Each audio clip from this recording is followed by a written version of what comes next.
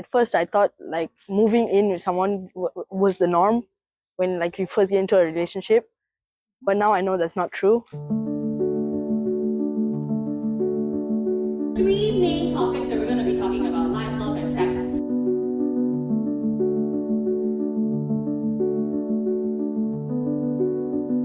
I think the key takeaway is whatever you really want to do, you have to think about all the consequences, all the pluses and minuses before you actually do anything, no matter what is related to like romance or sex or anything like that.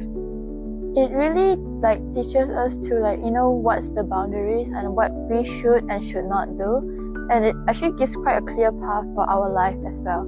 So it's very supportive and encouraging to lead us, all students, to the right direction.